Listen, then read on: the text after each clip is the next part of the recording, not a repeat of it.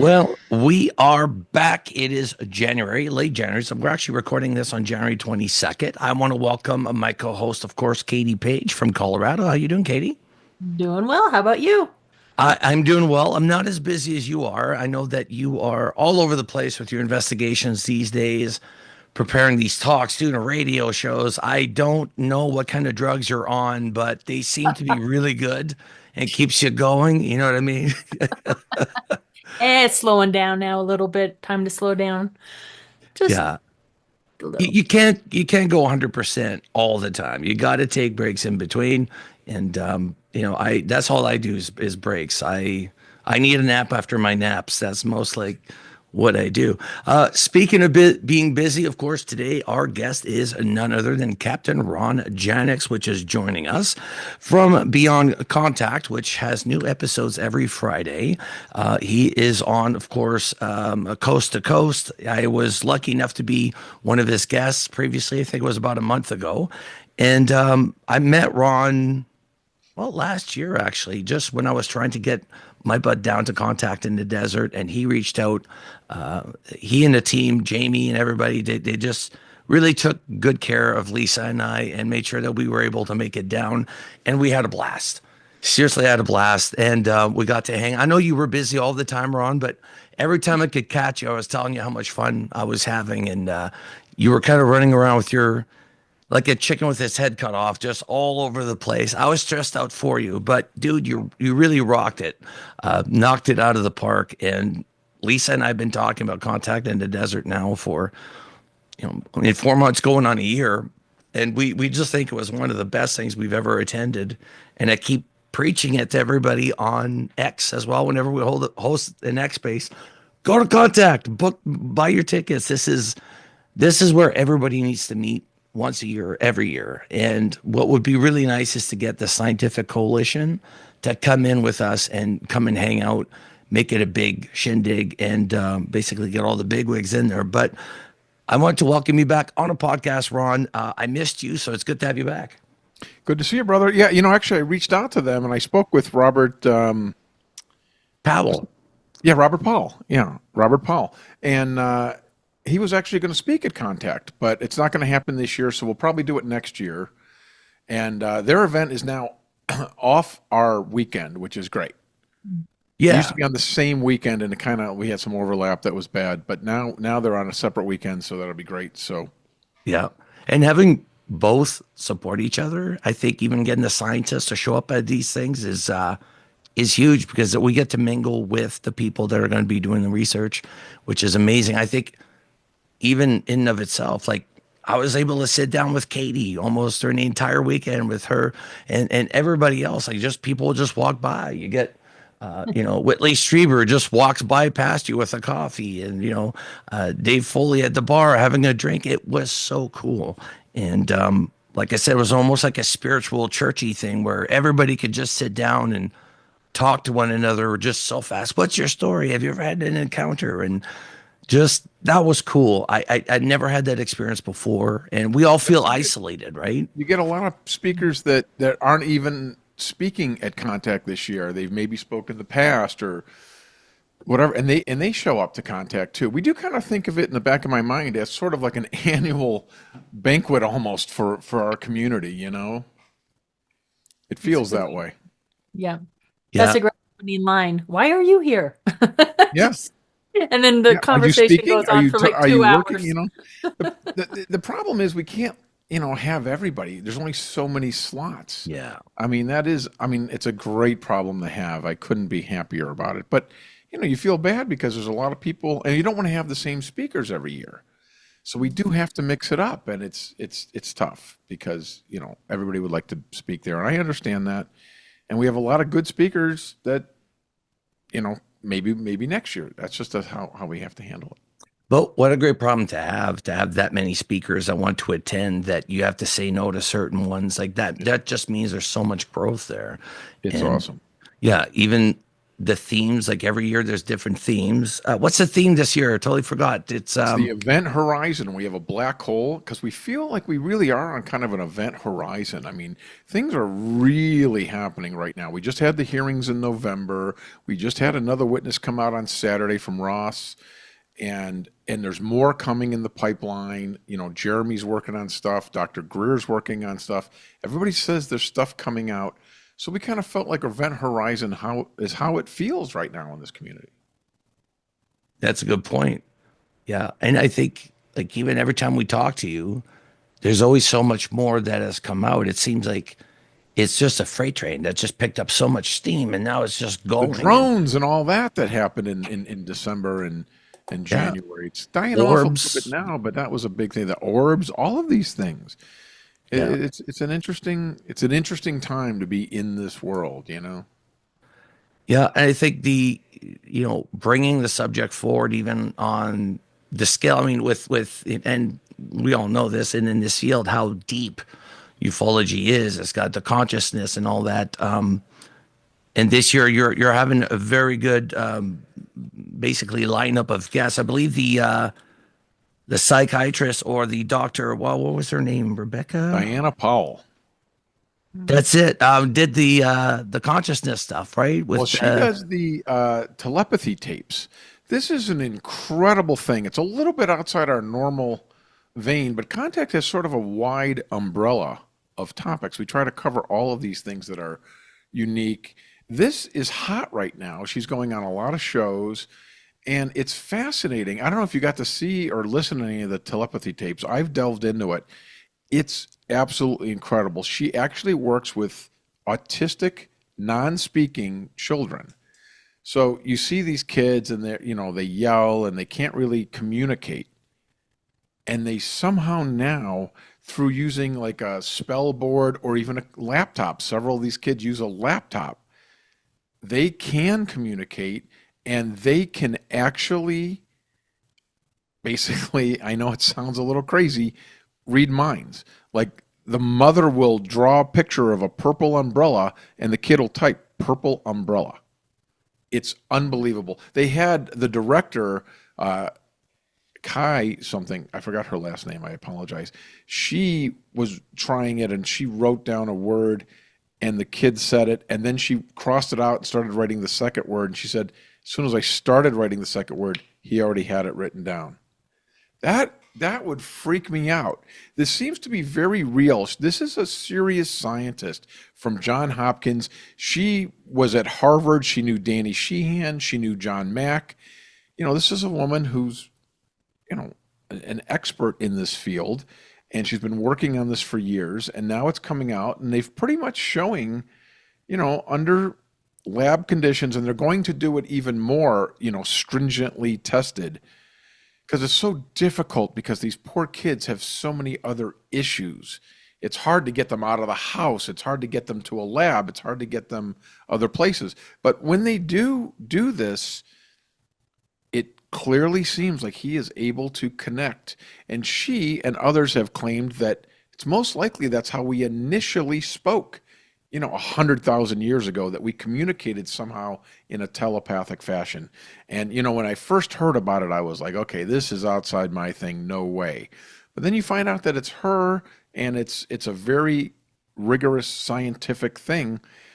It's fascinating. It's really fascinating. Worth looking into, man. Yeah. These kids on the spectrum are extremely gifted in certain areas. And, being a mother of somebody who, my youngest, PDD, which is pervasive development disorder, which is on the very low end of the autism scale, but he did not speak for the first 3 years of his life.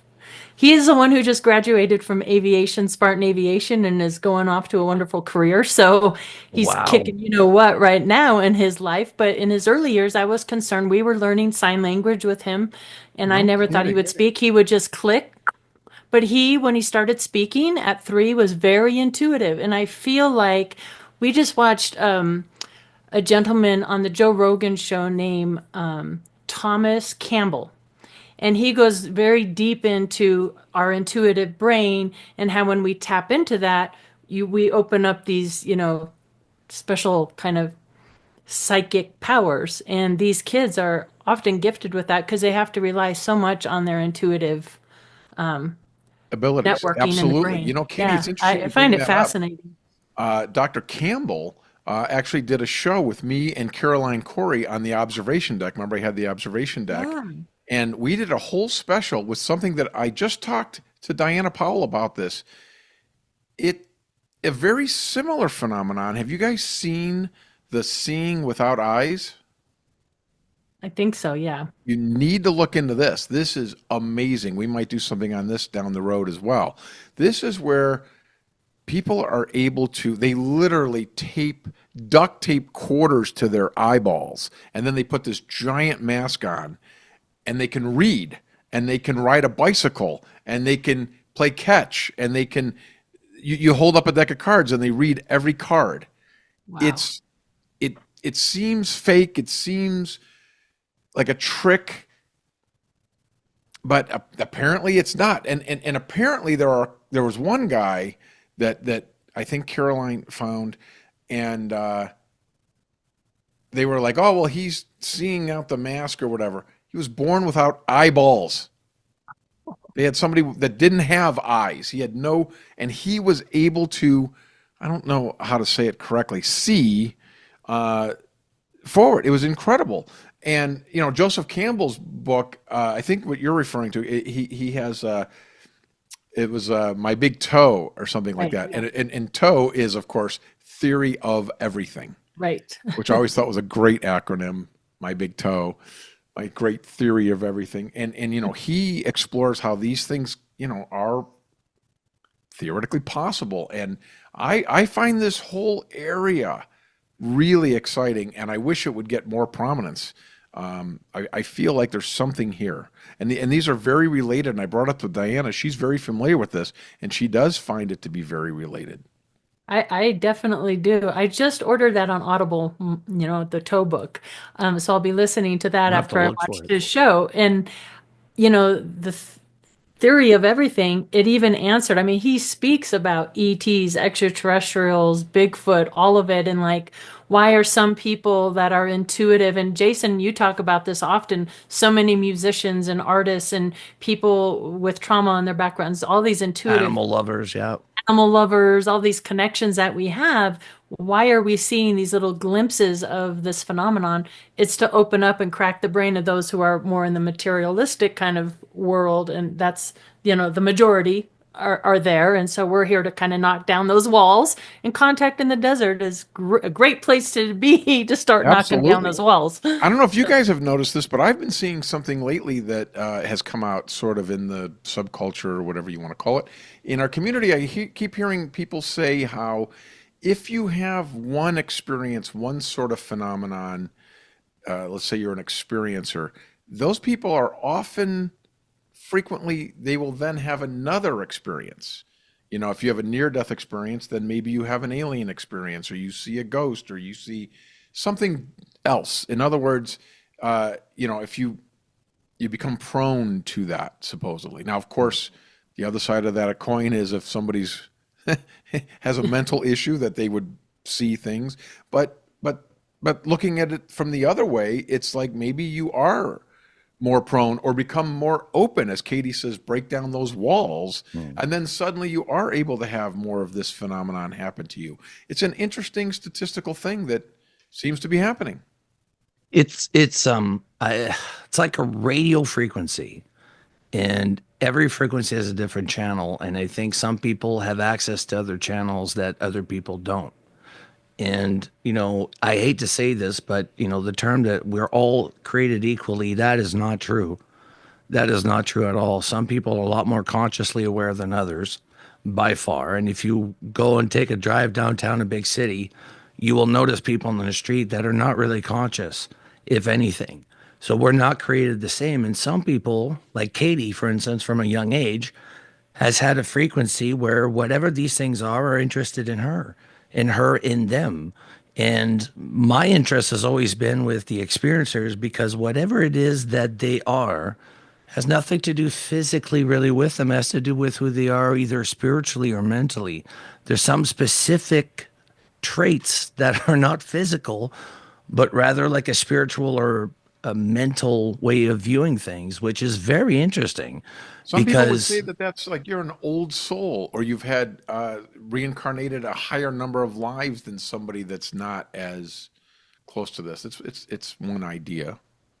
yeah, and even this whole consciousness thing about the kids being able to read minds. Like obviously, if you're able to read minds, going out in public must drive you crazy because you hear I don't think everybody's it's thoughts. just like they tune into everybody. Typically, it's just like their mother, because Diana's hypothesis, the way she explained it to me, was something like the first couple of years, because these children are so limited in their ability to communicate, and Katie kind of touched on this with her son, that because of that, she thinks somehow the brain overcompensates and tries to find another way to communicate.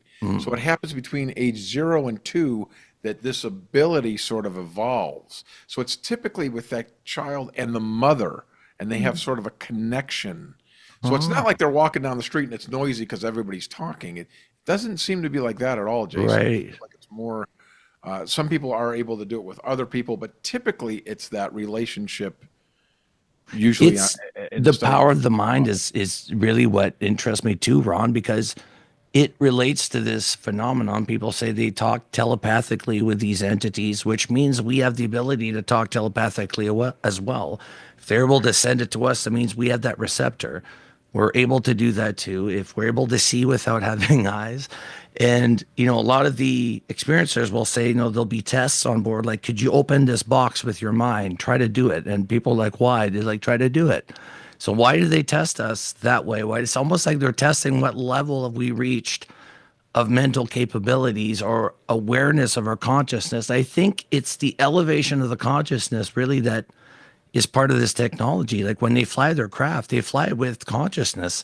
The whole craft becomes conscious. Like that's why when we look at a craft, it looks so, we know the craft is conscious. We know it's looking at us. We know, if you point a camera, it phases out. How? Yeah, that whole aspect is another level too of weirdness. And with these kids, another interesting thing is like, when Diana would meet them, she would say, they'd be like, well, who are you and why are you here? And then she would tell them, and she'd be like, I'm trying to find out if this is real or whatever. And like, they couldn't understand that because they're like, well, what do you mean I got to explain to you? Of course it's real. Like to them, it's like, this is the only way I know.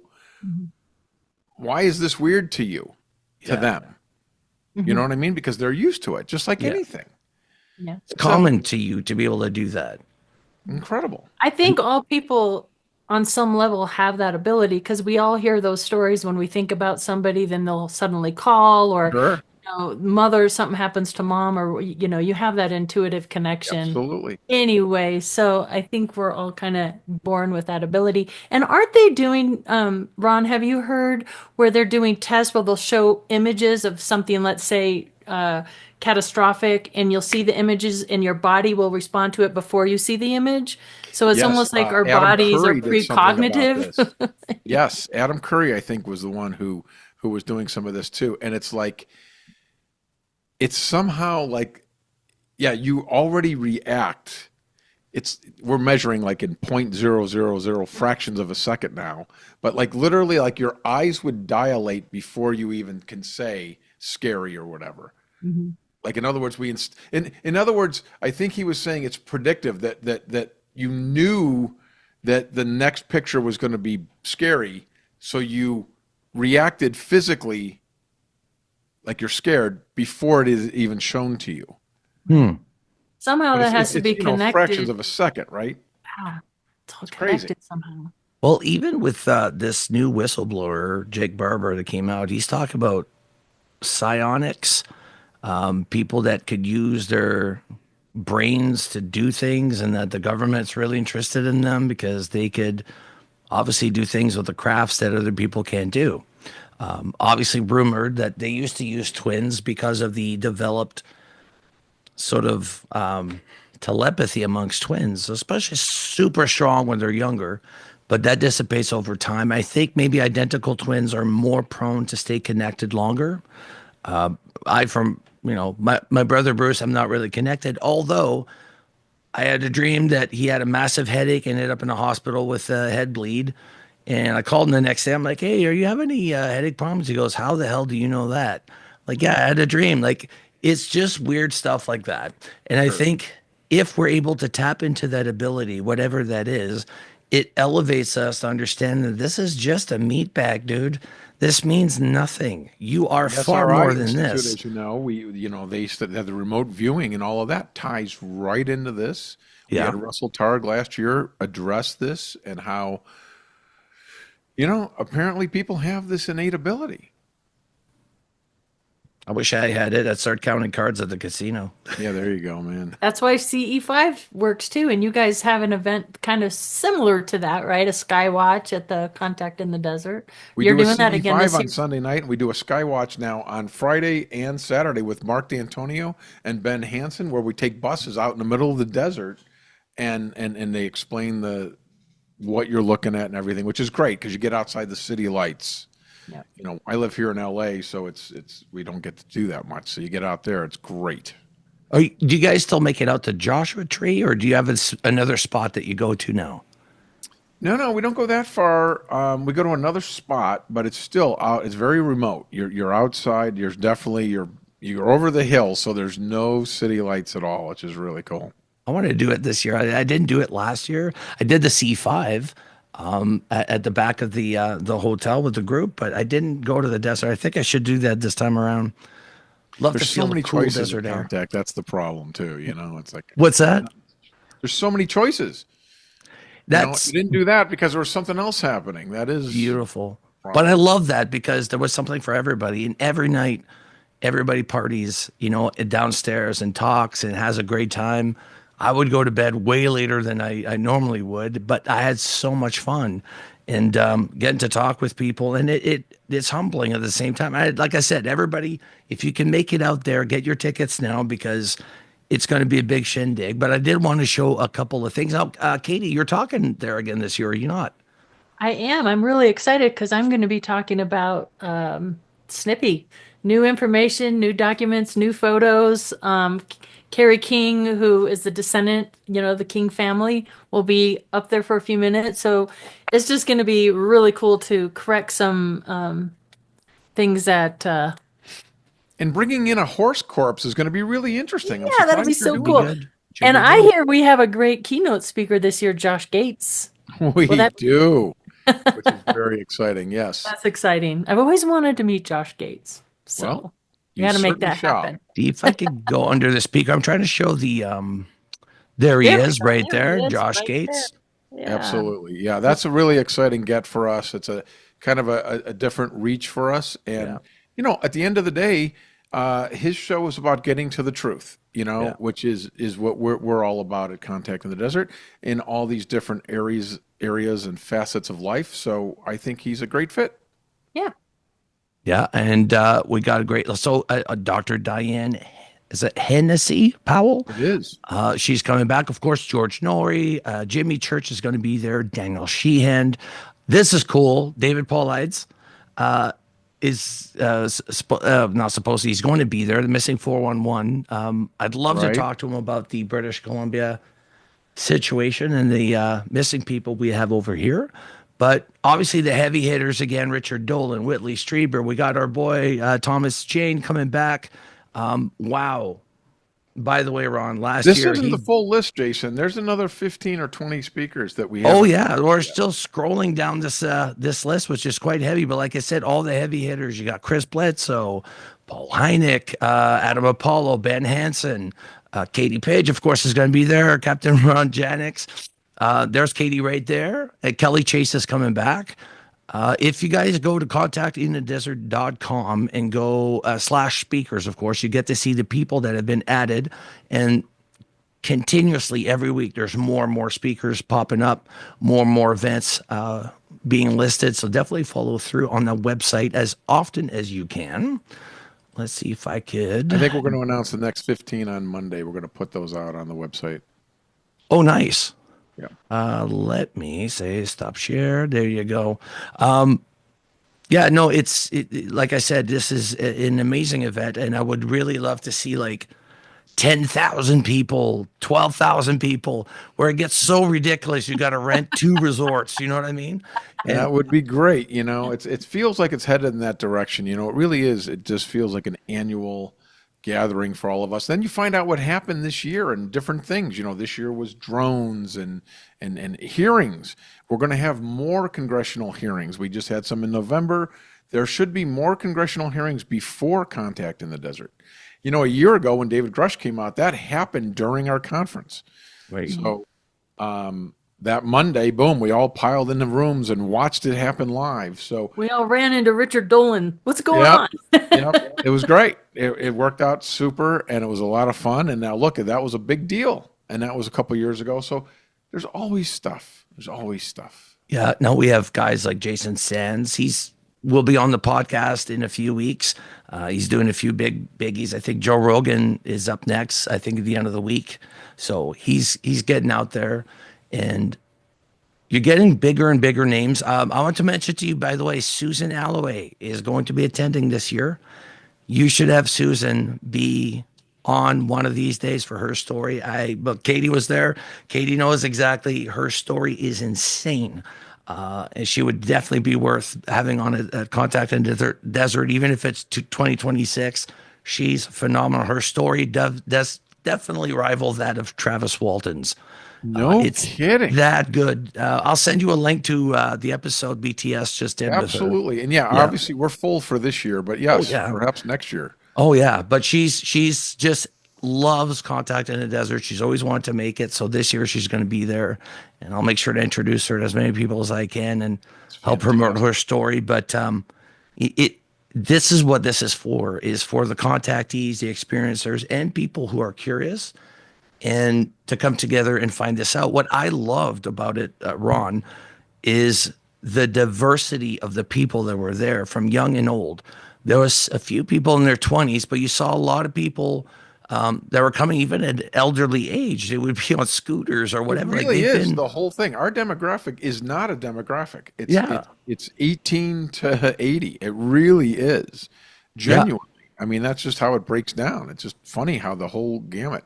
And, we like to get people who, obviously we have people in our community that come, but it's nice to have people that are outside.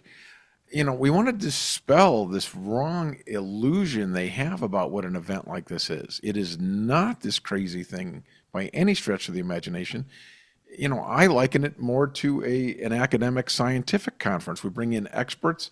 We've got a ton of PhDs on our speaker list, and these guys are just presenting their information. And then you end up at the bar and you talk about it. And what do you think? And what do you think? And you get the inner talking between the speakers, and then the inner talking between attendees, and then together. It's really a great opportunity to dip your toe into this and get a sense of what's going on in anything outside the norm.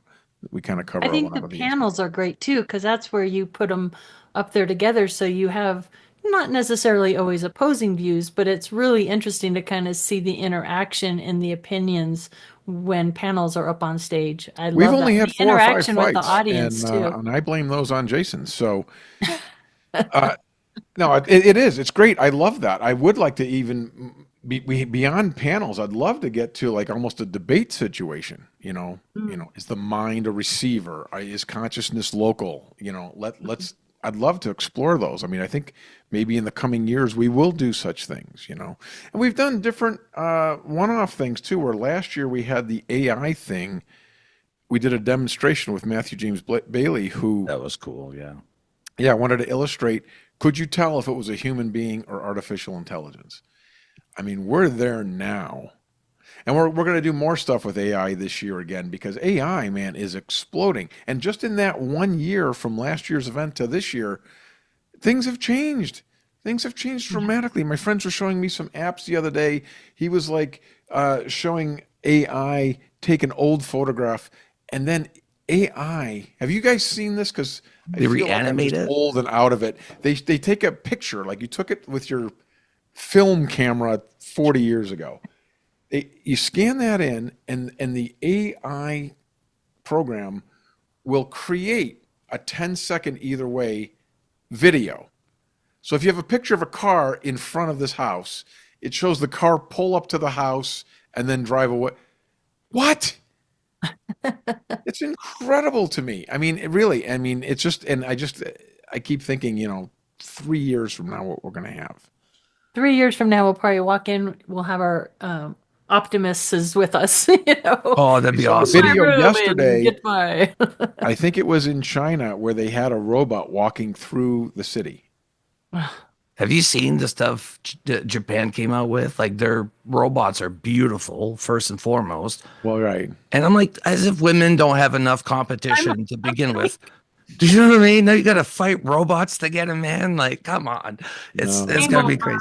Game over. Yeah, game over. But but that's the scary bit, is that you could cater your robot to the personality that you want. Exactly. It will never disappoint you. It does all your bidding. So how are we going to look at other humans now? We look at them as garbage. You don't do what my robot does, right? Like, that's a scary bit. I was going to say at Contact, what I loved is, like, day one, I think, Katie, you were doing a panel right away. It's the Women of UFOlogy. It was at 8:30. So It was like perfect in the morning after everybody partied all night. But that's the thing. Ron hadn't slept in, I think, 4 days up to that point. Right, You right. hadn't slept. Everybody's burnt out. Even I was tired from the trip. I was like, no, I got to get up. So I was living off of coffee. The coffee people ended up giving me free coffee because I was in there so much. They're like, you're a favorite customer. Here's free coffee. I'm like, oh, that's awesome. I must have bought, like, I don't know, $100 worth of coffee, and within 2 days. Yeah, I mainline caffeine that entire 5 days. Yeah, it's just the way Yeah, you look zombified by the end of it. Yeah. But I was going to say, your team did such a fantastic time, or such a fantastic job. And I've never been to the previous one, so I don't know what the issues with the time slots were, but they were very precise. Well, like, hey, time's up. And they would give them like 10 minutes, right? And I love that, because it showed how much professionalism is in these talks, in these speeches. I was carrying around my notebooks. I mean, every single time I was just like jolting down notes at every single speech. It really is something that I went home, I was going over my notes, and it gives you food for thought. And Katie was showing images. I'm like, oh, that looks like, and you start making connections on other cases you've been investigating. So, like I said, I promote Contact a lot because I believe in it. I was like, this is what the world needs, more love and more Contact in the desert. I couldn't agree more. I mean, it's just, it sounds so cliche and silly that everybody says these things, but truly, the people that work for this is a small, Katie's part of that team. We have a very, very, very tight team, and everybody that's part of that is so devoted and into it at Contact. I mean, you could just never replace this. I mean, it's not like people are, it's just like not even like a job. We all just sort of are doing this thing and putting our heart and soul into it genuinely. And I always say this too, that really it's one of these things that we by design want this to be the way it comes out is the whole is way greater than the sum of its parts. We love to not direct speakers what to talk about. They're always like, well, what do you want me to say? And what do you want me to talk about? I don't want you to repeat something you did before. I want you to do whatever you're working on now. What's the cutting edge thing? Whatever that may be. We don't want to pigeonhole anybody. And we kind of try to give each of the people on our team creative freedom to design things the way they want to. And so we're all kind of working independently in our own little thing. It's almost like a jazz band, if you will. And then it all sounds great together, Yeah. And also the attendees, man. People there are into this topic. They know the material. They know the speakers. Maybe they come and they see somebody they've never seen before. But it's the sharing of their ideas with speakers. It's really an unbelievable symbiotic thing. Yeah, the Q&As at the end. I think, Katie, you even had a Q&A at one of your talks, and some guy mentioned bacon attracted Bigfoot, and you're like, I think bacon attracts everything. Yeah, right. To have the opportunity there, I mean, not only during people's presentations or panels, but just in general, like Jason said, to be able to ask those questions and interact and make those connections, to me, is the most important part of the whole event, is the connections people make. and the friendships 100%, people Katie. make, like friendships for life. Yeah. That's right. Now, Katie, since we have an audience right now, do you think this would be a good time for Jason to formally apologize for you for heckling during your presentation? I don't apologize. She had it coming. No? All right. I gave him the opportunity, Katie. That's It's all okay. I can do. Love them anyway. Yeah, it's I just when you hear boo, you know it's me supporting you. That's completely different. He supports you in his own little way. It's the cattle mutilation. Moo! I'm just I'm just showing you that I'm supporting. Right. No, but I can't let this episode go without asking Ron, and I know you guys have probably talked this through to death, but I've been kind of just sitting back, watching and listening to the reaction to the egg footage. Mm-hmm. And it's been kind of surprising to me a little bit, the different reactions we're getting from people. Where are you guys? Both of you. I haven't really talked to either one of you about Overall, this, what I've really. been hearing is echoing what I feel. I was a little disappointed, to be quite honest with you. And, I think they oversold it and kind of under-delivered a little bit. I feel like it was... Well said, and then immediately, like within minutes, that was on social media. They had these things that looked just like that. Right. So that makes it very, very tough. So it wasn't as definitive as they sort of set us up for. What do you think, Jason? No, I wouldn't have shown the egg footage. I don't think that as somebody who's been in this for a while, I would automatically know they're going to rip this apart. There's no way anybody's going to believe this. And like you said, 20 minutes later, I think it was Tupac on X had a video of him with the measuring tape and an egg in his son's room lighting a light on the carpet, and it looked exactly like it. I'm like, ugh, I knew the community was going to tear that apart.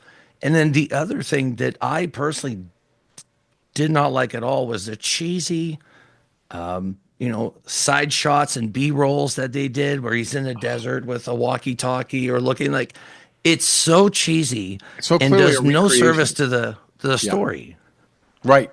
It did not advance the story. You didn't need to do that. I agree. I had a lot of problems with it, unfortunately, but hopefully it'll call more attention as all these things do. And we supposedly have several more in the wings. I think every one of these, I like another phrase I've been using with our team is it's just another brick in the wall. Yeah. I mean, that's still another piece. It's just another piece. It's moving things in the right direction. Katie, what did you think of it? Like I said, I just kind of sat back and I'm just going, whoa. And I knew, the minute you see the egg, of course, you go to work from work, and I'm like, here come the jokes. And so I'm with you guys. I think in some aspects it hurt us a little bit. But also every little thing, if we can build on it, then maybe someday we'll get the... That's it, Katie. I agree. I did get the sort of Mork from Mork jokes, and I immediately said, yes, see? See? I think it's cool that we're hearing a lot about these egg-shaped craft. I mean, you remind me of the Socorro incident with Zamora. Absolutely. The egg-shaped craft. Even some people are on the fence about this, but the Jacques Vallée and Paula Harris Trinity site was an egg-shaped craft as well that Even crashed. The Tic Tac is very similar. Very similar, and even the one that was one in Germany was an egg-shaped craft that landed there. And okay, so we're getting it. It's a thing. It's very interesting because in and of itself, an egg is very strong. And how does that fly? I mean, there's no point. Yeah. But that's the part that really bugs us. And it seems to be you could even have like a man-made or like a one-person operating craft. Jason Sands talked about this entity that just went into a craft, single pilot, and it took off. So not every single craft we see in the sky is occupied by multiple minds. It could just be a singular individual or entity, in this case, operating them. And that's cool. It's like, okay, why are they like single man missions? We do that too in space, but it takes a lot of nerve to land on another planet that you don't belong to in a singular craft, right? Like, yeah, maybe they're just probes. That would speak to like a mothership situation or something, right? Where you'd go up to another thing, because that thing didn't come across that far. And then you remember those paintings back from the 15th century or whatever, where they show like the craft, like this white round thing with one guy in it. That's true. That's true. Very similar. Did not even think of that. That's very true. That was an egg-shaped one. Mm-hmm. Even the talk about these bases that are found, one in Antarctica, one in the States, one in Alaska, which is also the States. So I guess In two in the Africa, I States. think. Like there's 5 bases that they know Yeah. of. That's just in mountains. And what's interesting, they're talking about these crash retrieval things. It's like, okay, but we assume that it's something that got shot down or went wrong and went down. But what if they find these things near those mountains? Didn't they find some underwater too, or one underwater? I mean, those things would move pretty darn quick under our oceans in the water. Here's what I thought could happen too. With the ridicule and the disbelief that came out of this, because I really feel they thought this was going to be like, whoa, everybody's going to go, whoa. Since that didn't happen, maybe it'll light a fire to go, okay, we need to step up our game. We need to show more. We need to show more proof. That could come of this too. And that kind of excites me. That Yeah. is a Because that's what it would do to brilliant me if I observation, Katie. let something out like that. I'd be like, oh man, I better up my game. It's I think people that aren't completely into this topic, it's just same old, another nothing Yeah. burger, if you will. I do think we need something stronger. Yeah. We really do. I mean, if we get 4 more of these guys with the same thing, it's like, what is this doing? You know what I mean? Mm-hmm. It's Not changing anybody's mind that's outside this community. Nobody called me up and said, I wasn't a believer. I saw that thing Saturday. I'm on board now. I don't think that happened, to be honest. You know what I'm saying? No. But it's great because all the whistleblowers are all military personnel. And Great. Absolutely. we say that all the time. These people didn't sign up to defend the planet against intergalactic federation or wherever the hell it is we're dealing with. They signed up to attack other humans or defend against other humans. But it's a whole different ballgame when you get thrown into something that is psychologically going to mess you up and you can't talk about it to anyone. We know that people have been on crash retrievals and have ended up getting injured. They're on medical leave, supposedly, for something the government says does not exist. Why do you have tons of people on medical leave? And how many of them are on medical leave? And it could be a variety of things. It could get hurt by something falling on them or radiation or some other technology like the Havana syndrome. Who knows? But this is what's fascinating is that from different, you got a helicopter pilot, you got people on Navy ships, even Godet is saying, look, there's bases under the water right outside of Catalina Island. So it is coming forward and it is the military. It's not the government. It's the people doing these dirty jobs that are stepping forward and saying, I had to do this. I did this, and they're keeping tight lip. My career's wrecked. Jason Sands, for instance, they came at him, destroyed his career. He's unemployed. They took away his rank. They took away his pension, took away his VA, his ability to get treatment by, the veteran doctors or whatever it's called in the States there. It's horrible what they will do to you for something that does not exist. It doesn't Dr. Greer and exist. others, We're going to do that to this one person. I mean, to me, it's like the evidence is right there. Why would you do that if it didn't happen? But you have people like Dr. Greer and others who are saying that these are special access black programs, and that a lot of these craft are in fact ours, but they're these black programs basically. They're not. We keep saying the military guys and this and that, but are they working for the military or are they working for these companies? Right. You know what I mean? Because there's some of these guys that are in these black programs, and the argument is that they really shouldn't be beholden to a security clearance because they're not even really working for our military. They're working for an illegal, black budgeted program, Like mercenaries.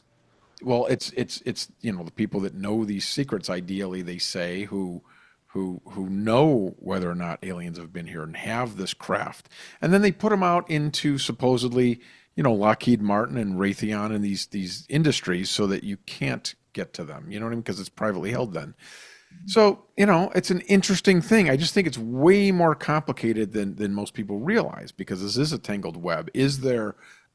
I don't want to say shadow government, but there are these black budget programs that are special access programs, and what are they doing? And what are they doing with these relationships with these corporations? And why did they gut the UAP bill? If there's nothing to hide, why not leave that in there? Yeah. I think this could be traced all the way back to Howard Hughes in the 40s. And then I found out what is Van Tassel, right? The Integratron and that whole, which has a link to Contact in the Desert. Did you know that Howard Hughes and this guy were friends and worked together, and that Howard Hughes was more interested in the UFO phenomenon than anybody ever really realized? No, I I've been didn't know kind that. of doing a deeper dive on Howard Hughes when just at the archives. I was like, is there anything on Howard Hughes in here? And there happened to be in the middle of Laramie, Wyoming, a dude that wrote a book about him, and all his research was there. I actually held a birth certificate, was a recopy because it was in my hands, like embossed and everything of Howard Hughes. It was so cool. But I Wow. had no idea that he was connected. I'm like, this is Contact in the Desert stuff. Totally. What? It's all really interesting. It All the really is. I mean, secrets. all of that Crazy. interests me. It's hard to know what's real, Yeah. Yeah. and that's frustrating for all of us, obviously. He Well, probably started the cover up of putting all that in these, Black Lockheed budgets, Martin yeah. and Northern Grumman and all this stuff. It all goes back to him. You have all this funny stuff too that the CIA was formed 3 months after Roswell, coincidentally, really, Yeah. and the CIA has been neck deep into this since the start. They, nobody really asked them questions, but they're the ones calling the shots. And the They sad don't part of answer to it, Congress in the way that we think they do. That's why nobody in Congress, they don't even know what questions to ask these whistleblowers. no, but even Because if they ask they're the not briefed on whistleblowers, this. They don't it's really know. like there's certain things they can say or not say, and ask a certain way they can't answer it. It's crazy what they put on these people. Even stepping forward, like when I was in Washington, Michael Gold really didn't say anything. He was supposed to say something about, NASA's aware of these projects. And we have a guest, Katie, this Sunday, who's all about NASA and their dirty secrets. But Michael Gold really didn't say anything. And I was like, okay, well, that's not really important.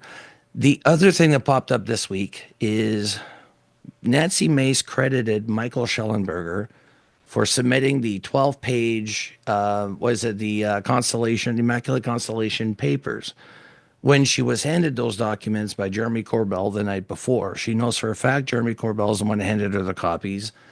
In Congress, he handed out more copies, and yet she still credited Michael Schellenberger, and he never corrected that. That caused issue, and I could see why. I mean, the video footage that I think it's like a TMZ show, whatever, it's on Tubi, and the last episode showed kind of like Jeremy Corbell losing his shit in Washington. And I remember when I walked out of Lou Elizondo's party, Jeremy Corbell was not too far away and he looked mad.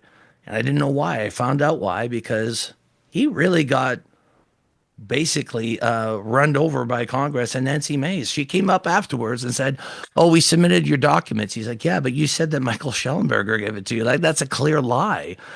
And I don't know why they did that. And my guess is that Congress wants the source to come from, let's say, reporters with great reputation. They don't want to say what's from Jeremy Corbell. But the problem is stealing somebody else's whistleblower documents in Congress, to me, doesn't give me much confidence in Nancy Mace if she willingly knew what she was doing and did not give Jeremy any credit for the work he's done and the whistleblowers he brought forward, and crediting instead a reporter journalist who just got into the UAP subject not that long ago.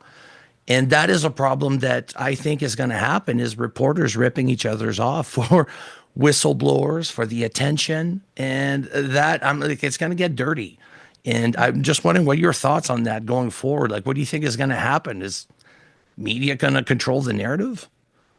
Well, I think they do now for everything, right? And I think that this happens not just in our little community. I hear these stories on sports shows. They all want to be the one that says this guy's going to get traded tomorrow, and they want to be that first one to break that story. Right. This guy's going to sign a contract for $500 million. I think that's just the world we live in now. What I'm afraid of is it's ugly now. And we know how our current president is about these things, and how the proliferation of artificial intelligence and deep fake video. I think this is going to get super complicated and ugly as sin Well said. sooner rather than later. We're not going to know what's real, what's the truth. Is that really a UFO? Because the AI can spit it out in a minute. It'll look perfect. That's just around the corner, man. So it's going to be even harder, I think, to decipher what's real, what's authentic. And that's a real problem for all of us, I think. Good Well point. said. I agree 100%. Well, the snake oil salesmen are still going to be around. I think it's going to be big money for some of the whistleblowers to have certain networks say, hey, we're going to secure your story. You got MSN, NBC saying, Katie, you're exclusive to our network only. You cannot talk to any podcast or anything going forward. So what happens is smaller podcasts like ours or radio shows, coast to coast, we don't get these guests because they signed a contract, an exclusive for a certain amount of months or a year or whatever. And that's going to be coming down the pipeline at some point. It's going to be big money in revealing the big news. Like if this is the biggest story ever in humankind, it's going to make the news everywhere. And everybody's going to fight to get the exclusives on the new whistleblower. The problem that I have. The chaos. What's Jason. that? Imagine the chaos. Yeah. If Trump comes out tomorrow and says, by the way, we have craft and we have bodies. Good night. It's going to be just madness. You think people will believe? I mean, from what I've seen in the last few years, these little tidbits of stories come out. I feel like nobody pays attention or cares, or they don't believe it. But if it came out of the maybe we're president's programmed office, not to they believe would it pay anymore. attention. I Don't don't you know think if anybody the president's office would be enough credibility for many people? Maybe. I don't know. I don't think so. I think people are so fickle Well, these it'd be days. way more than happened Saturday. I can tell you that right now. Well, yeah, I think we get a lot of, like a huge sum of people that would definitely go, oh, this is cool. But people are so hard to please. And they're like, well, even the president says it, he doesn't know, and blah, blah. Like everybody's always going to argue for some reason. That's the world we live in now. And yeah. I cannot stand it. I want to get off. It's like, it's just going to be worse and worse and worse. And then there's going to be a million other problems. You lied to me, and why didn't you tell me the truth before? And think about, my grandfather was in Roswell, and you made him be quiet, and you ruined his life because he sat in that chair and cried every day for 30 years. He couldn't talk to anybody. There's going to be so much backlash from it, Well, here's the other thing that we don't think of often, but the skeletons in the closet, and it's not just civilians that have been killed, but military personnel that have been killed because of NHI, and they were posted instead of died in action or died of an accident in blah, blah, blah, where in fact they weren't. They were killed by doing something that is dealing with non-human. Even if we do that'll never come out. They'll never. No. But I'm saying there's tons of families that know that something's up. Right. And the skeletons to keep this quiet for so long has so much blood. And the thing is, what makes me mad is that most likely the people that are responsible for this will never be held accountable by, they're dead. God may judge them, but we can't judge them. We can't do anything about it. They did what they did and they got away with it. And that's the part that angers me is like, how many lives have they wrecked and they never are held accountable for it? But see, like I think they feel, and it may be true, that they have a knowledge that might surprise all of us, and that it might be more than just greed of owning the technology and whatever. It might be something more nefarious that we don't want to know. What's the worst you think it could be? Like your personal opinion. Well, I don't think that it's anything like that. I do not. I do think Roswell's a real story. I think that really happened.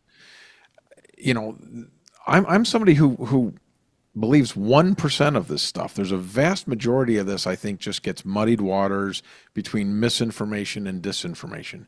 But when you have stories like Rendlesham, stories like Roswell, stories like Travis Walton, where there's tons of supporting evidence and tons of other people that back up the story, and all these things fit together in a nice narrative, I have to assume that could be true.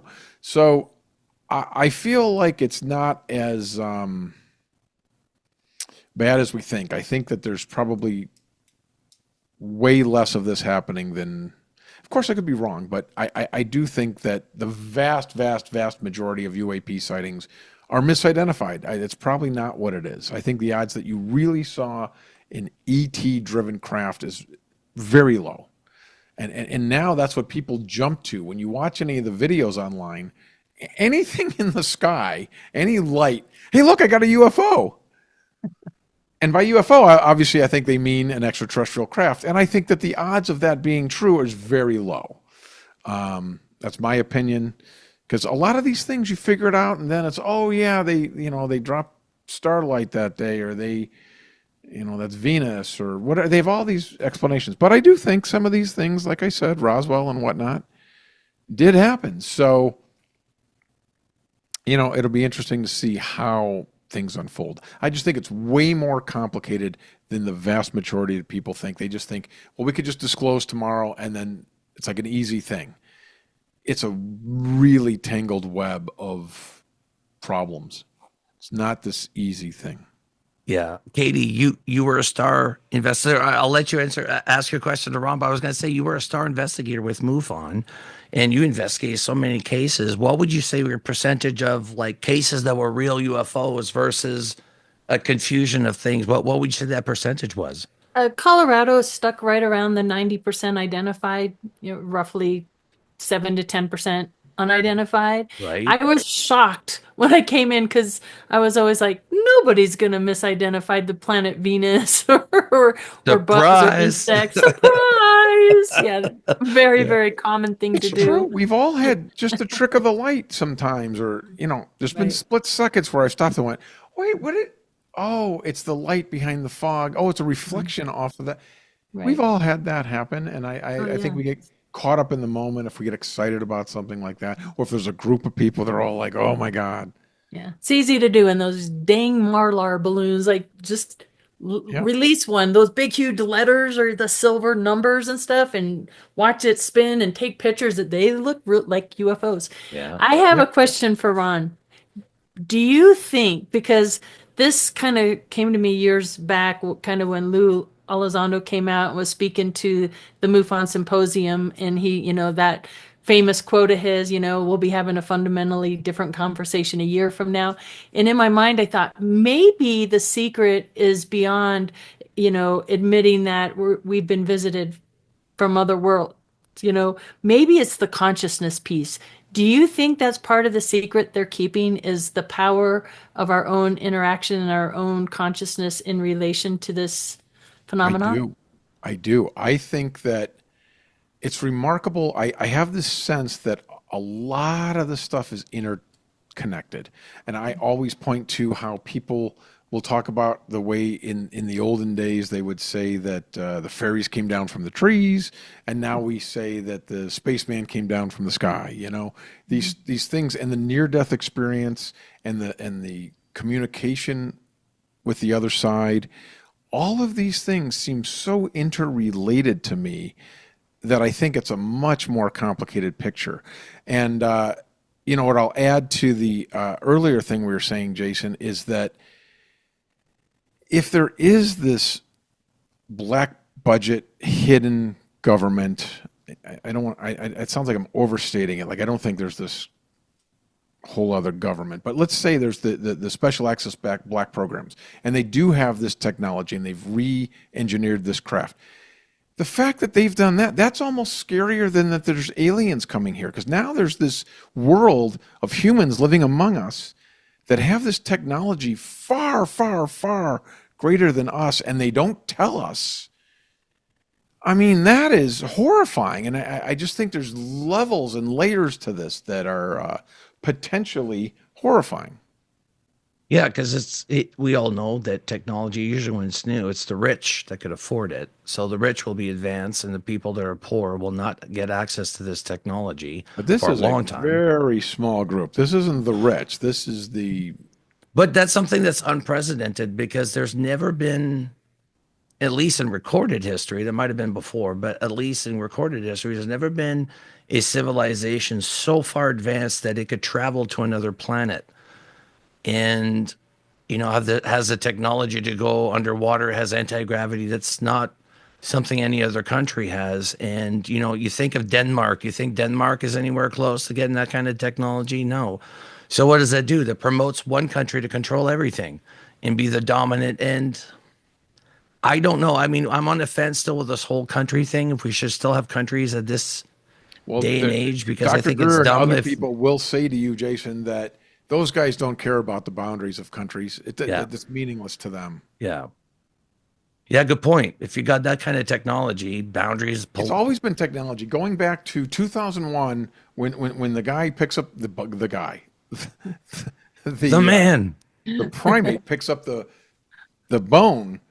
He has better technology than the guy that doesn't have that. Yeah. I mean, going back that far, and then through history, the conqueror was the one with the better technology. So if you had technology far exceeding what we have that we all know about, you can imagine how powerful that is. So they're sort of above the law, if you will. You can imagine them operating. If you had that technology and it was kept within this small group, that's horrifying.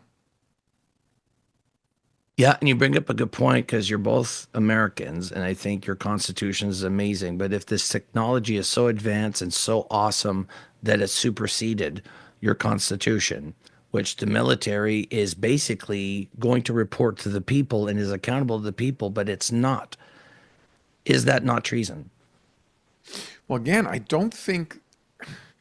seem to kind of side with Dr. Greer on this, that it's very possible that it's not our military as the way you're saying it. It's this small, I don't even know the word, cabal, this small special access program. I don't think people, I think that the information of a crash retrieval and recovered technology is possible. And if it is true, then it's held within a very, very, very small core of people.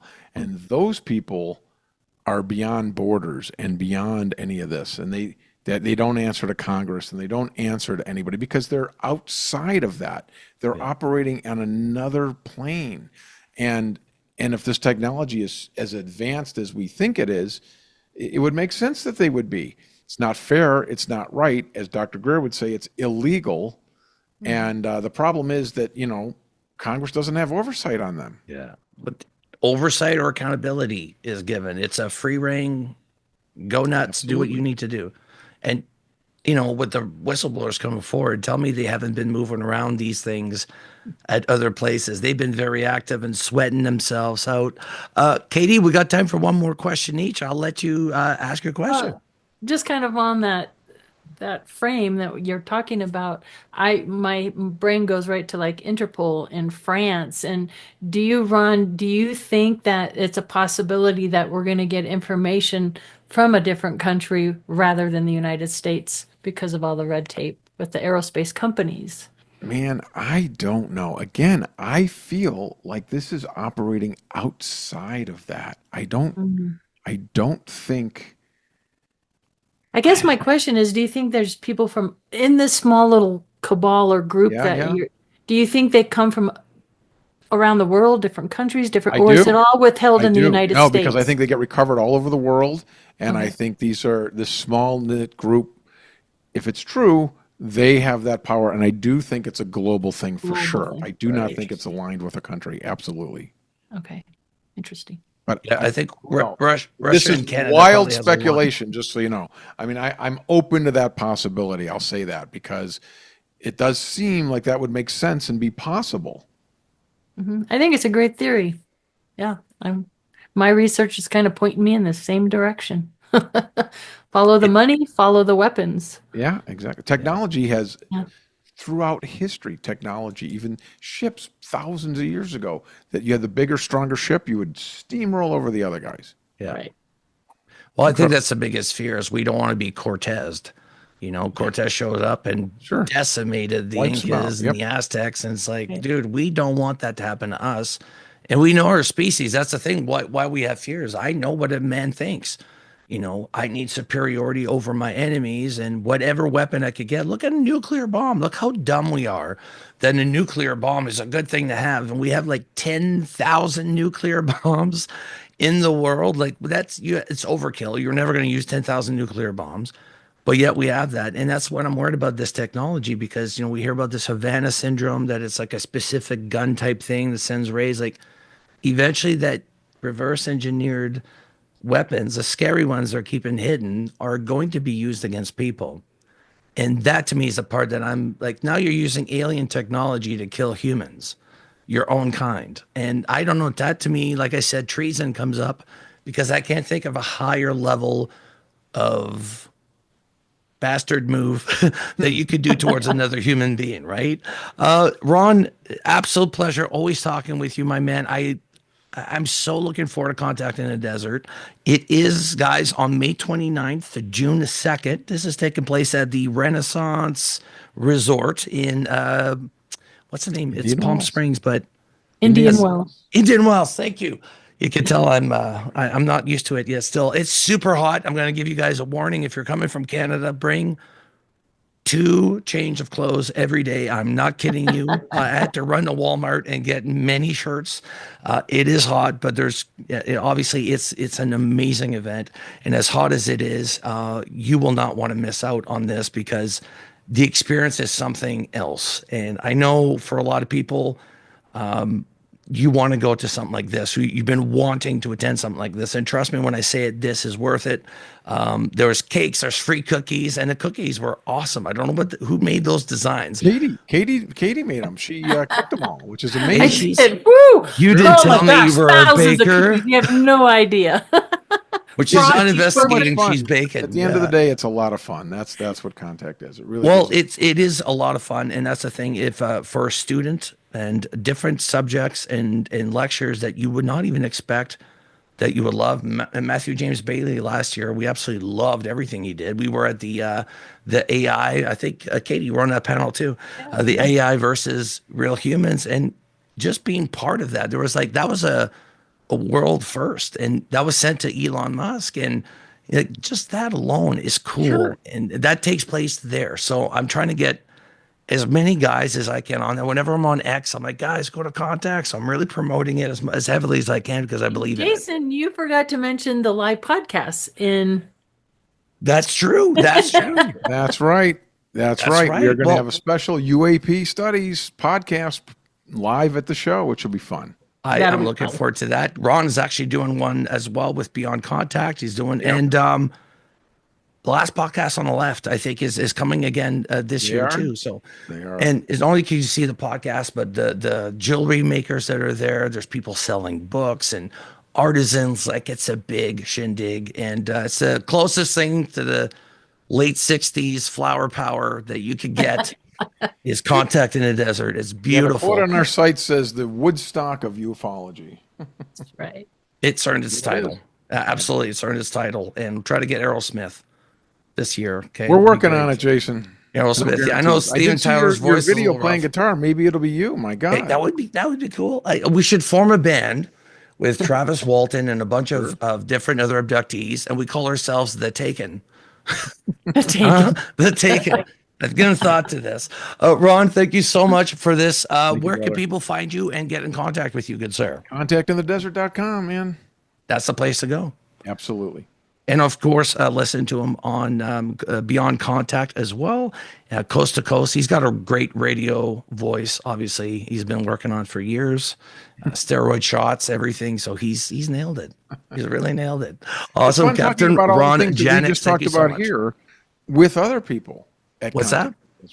Basically, Contact in the Desert is getting to talk about the things that we just talked about here for an hour with other people. That's what it is.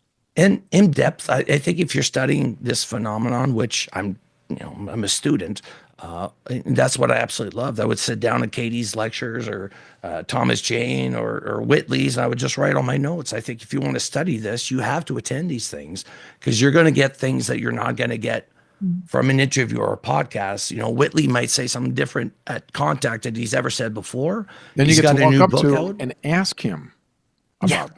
Which is that's it. You could go up to anybody and ask them anything. That's the coolest. Everybody's taking selfies and super happy. So again, guys, Contact in the Desert, May 29th to June 2nd. Go to contactinthedesert.com, buy your tickets, and of course, make sure you reserve your room at the resort. It's the best way to attend this event because you're staying at the resort itself. It's nice to go back to your room sometimes, maybe take a shower or have a quick nap in between. So that's a good tip. Mention Contact in the Desert when you call to reserve your room because they do sell out. So you want to get in there and reserve your room and get your ticket because it will sell out, and it's a bummer. Good point. Make sure you're letting them know what you're there for as well. And then, once you're there, dude, enjoy it. Are we doing the meals again this year, Ron? Are you doing the meals? Absolutely. Yep. The hotel. And that's still $900 roughly. How much? Was it about $900 for the whole event? For all 3 I meals? have no idea. The hotel does the meals. I really don't know how that works. Oh, okay. Yeah. So Buy definitely meals look into that. tickets separately. So if you want to add your meals, you can add 2 meals a day or 3 meals a day, and you can buy those separate for each individual day, or you could buy all days, or you could get the ultimate package, the Interstellar, and it comes with your meals and all events. So that's kind of your best bang for the buck. Is your Interstellar Katie, pass, the and you get the commercial special there, Way badge. to go, Katie. That's fantastic, Katie. Thank you. You're welcome. She's good. All right, guys, we'll be back next week with another episode. Of course, this scientist that is coming on to talk about the NASA files and, of course, what they know and the basically the astronauts, what they were aware of when they landed on the moon, which is really cool. So we thank you, Ron, for joining us, my man. I look forward to hanging out with you in person again. Sounds great, brother.